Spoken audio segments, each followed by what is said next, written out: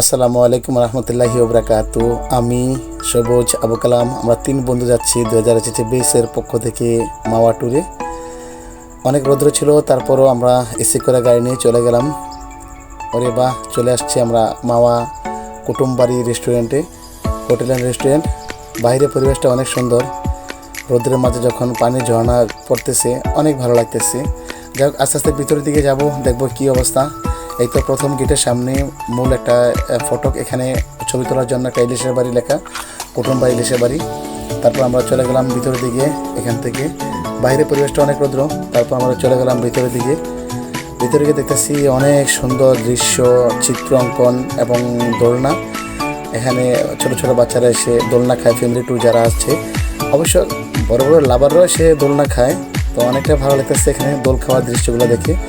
রেস্টুরেন্টটা বিশাল বড়, অনেক লোক এখানে বসতে পারবে। অনেক সুন্দর একটা রেস্টুরেন্ট এবং প্রাকৃতিক দৃশ্যগুলো এত সুন্দর করে আমরা ফুটে তুলছে ভিতরে, রং তুলিতে অনেক সুন্দর লাগতেছে। যাই হোক, আমরা ভিতরটাকে দেখলাম। এবার চলে গেলাম ইলিশের বাড়ি। সবুজ আসছে ইলিশ মাছ কেনার জন্য। এখান থেকে আমরা মাছ কিনতে হবে, বেজে খেতে হবে। যাই হোক, একটা বড় মাছ অবশ্যই আমরা নিয়ে নিলাম দর কষাকষি করে।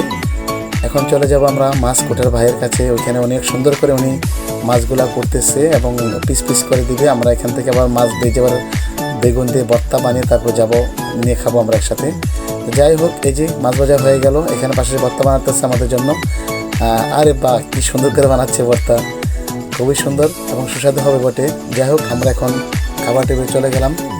প্রথমত দেখতেছি সবুজ আবু কালাম মহা খুশি, মাছের ভর্তা তো অনেক খুশি। তো যাই হোক, আমিও টেস্ট করার জন্য একটু হাতে নিয়ে দেখবো কী অবস্থা।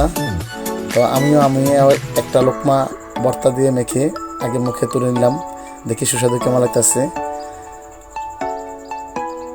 পাও অসাধারণ, সেই টেস্ট তো।